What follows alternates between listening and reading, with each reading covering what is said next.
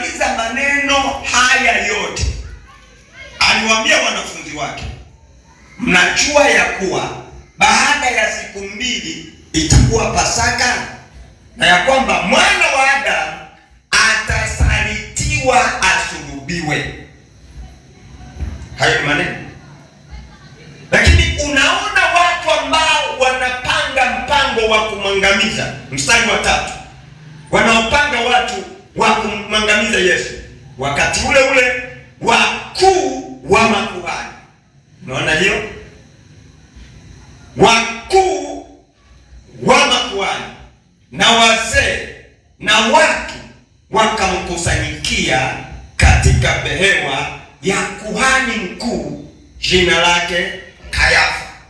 Unaona, hawa ni watu ambao walikuwa ndio watu wanaheshimika katika kanuni na taratibu za kiibada, na ni watu waliokuwa wanaheshimika enzi hizo za watu wanaoliangalia neno la Mungu. Kuhani maana ni mtumishi, ni mtumishi wa madhabahuni, ni mtumishi wa Mungu kwa wakati ule, ndio watu walikuwa wanaheshimika. Lakini unaona vile ambavyo shetani anapata nafasi ya kwenda kuingia kwa hila pasipo wao kujielewa, na wanatumia maandiko yale yale wanayotumia kuambia watu ni mzuri, lakini this time wanakwenda kutumia maandiko yale yale kwa ajili ya kwenda kumtenda kwa hilo. Na Biblia inasema, wanasema hivi, mstari wa 4 anasema maneno haya, wakafanya shauri pamoja ili wamkamate Yesu kwa hila. Wale wanaosoma maandiko, wale wanaoitwa watumishi wa Mungu, pale mahali pao pale wapi? Kwenye kusanyiko la ibada, wanaongozwa na kuhani mkuu, yaani wataalamu wa kuyasoma maandiko, wanaoheshimika ndio hao, pamoja na wazee. Nataka ukumbuke hiki, imani potofu huwa zinaanza ndani ya kanisa, zinaanza na watu. Tunaposema watatokea makristo wa uongo, ni wale ambao tumekuwa nao. Manabii wa uongo ni wale ambao ukweli wanijua. Walimu wa uongo ni wale ambao wanaujua ukweli, hawataki kufundisha ukweli, wanafanya kwa hila, kwa lengo la kuwakamata watu. Na unaona watu ambao wanapanga mpango wa kumaliza Yesu ni wale ambao walikuwa wanasema Mungu wa Ibrahimu, Mungu wa Isaka. Ni wale waliokuwa wanatunza Torati, ni wale waliokuwa wanatunza sheria za Musa, ni wale hao ndio wanapanga kwa hila. Maanake wanajaribu kuligeuza, kulitwist neno, kulichukua katika sura ambayo wasikiaji wa kawaida sio rahisi mlielewe. Waumini wa kawaida sio rahisi mlielewe. Na ndio maana anasema katika Mathayo sura ya 26, watakapotokea 24, watakapotokea hao manabii, hao makristo, hao walimu wa uongo, anasema yamkini watawafuta hata wakristo, watawafuta hata wakristo wawateke waende nao, watawafuta. Watu wengi leo wanakimbilia ibada pasipo kujiuliza, ninaingia kwenye mlango wa ibada ya namna gani? Wakisikia tu kuna kongamano mbio, kuna unabii mbio, kuna sijui nini mbio, kuna kitu gani mbio.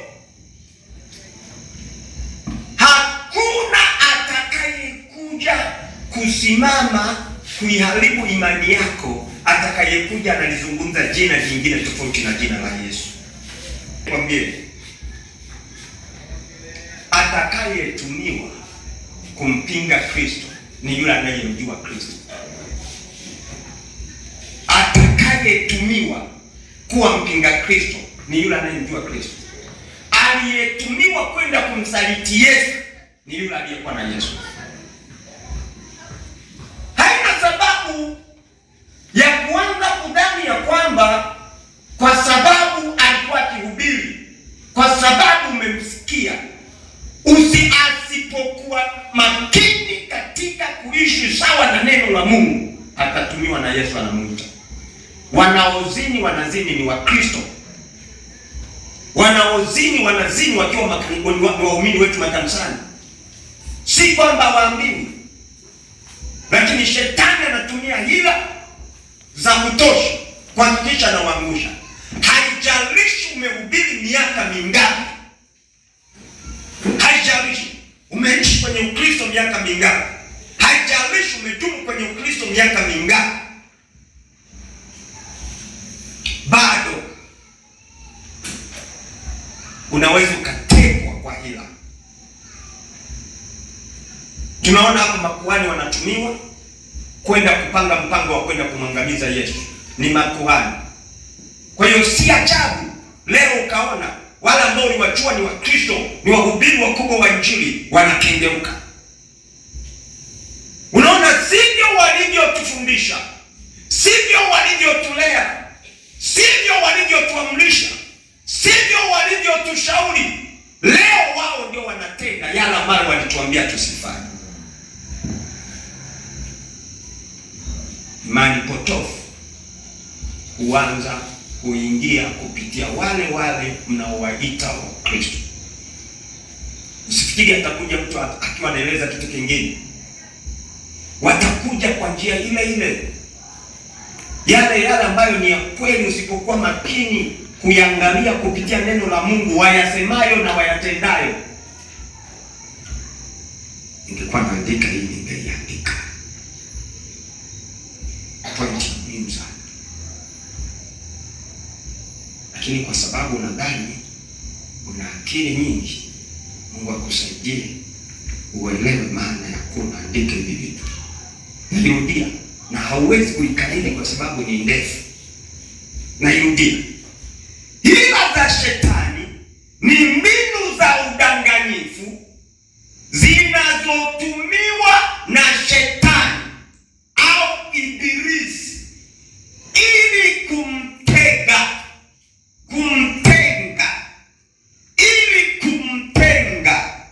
mwanadamu na Mungu. Inatumika hiyo, au kumwangusha katika msimamo wa imani ya kweli. Hila hizi huwa ni za siri na zenye lengo la kumzoofisha, zenye lengo la kumzoofisha au kuzoofisha misingi ya imani na maadili bila mtumiwa kujitambua. Kwa hiyo hila za shetani zimelenga mambo matatu. Jambo la kwanza, ikifanikiwa hiyo hila, inakutenga na Mungu wa kweli. Hiyo hila inapokuja, inakuja na mambo matatu. La kwanza, hila hiyo ikifanikiwa inakutenga na Mungu wa kweli.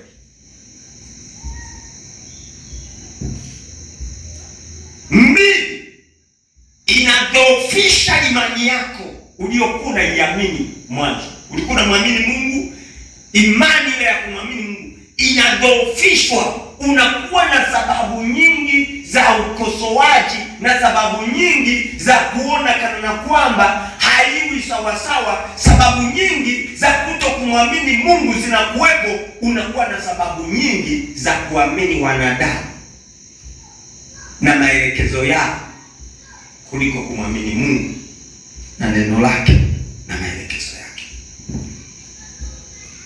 Hiyo ya kwanza. Lakini tatu yake zinakuwa na lengo la kutaka kukuharibia maadili.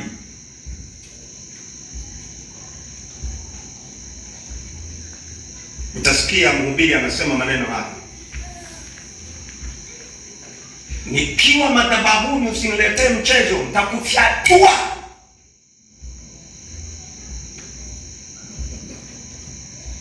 Unasikia? Na wakati mwingine anakukosa kofi kweli kweli, na ukizubaa anapita na wewe kweli.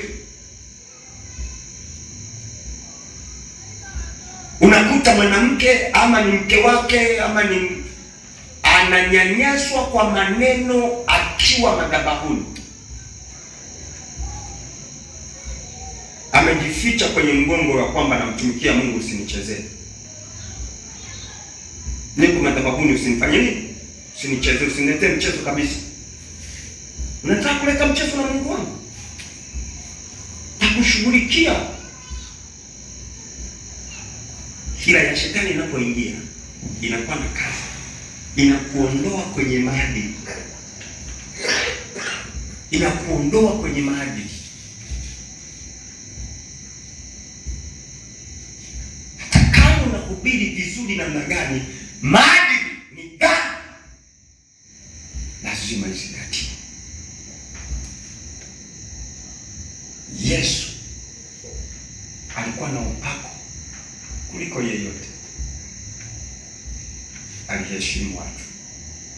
Biblia inasema alikuwa katika hekima na kimo, huku akimpendeza Mungu na wanadamu. Hakuna upako wenye kufika mahali useme una upako wa kufika mahali uzalau wanadamu. Hakuna upako kufika mahali wewe uwe bora kuliko wanadamu wengine. Wakati mwingine Paulo alijibu majibu kwa watu fulani, na wale watu wakamchapa kofi, wakamwambia, inakuwaje wewe unamzungumza maneno haya kiongozi wetu? Paulo alipogundua namna hiyo akanyenyekea, akasema maneno haya, haikupaswa kumtamkia maneno haya kiongozi wa wengine, na mwamisa.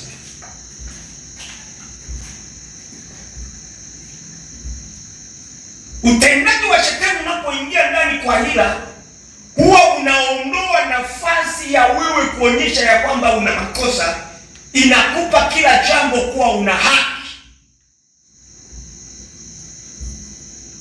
na hauwezi kurekebishwa na awaye yeyote. Mahali fulani nilikuwa na washauri vijana wangu mahali fulani. Nilipomaliza kuwashauri, mmoja akawa amegoma. Alafu nilipoondoka akasema maneno haya, mchungaji wangu mwenyewe kashindwa, wewe utaniweza? So unasikia kiburi kilivyo? Yeye ambaye ni mchungaji wangu, babangu wa kiroho, kashindwa. Aliyenifungisha ndoa kashindwa, utaweza?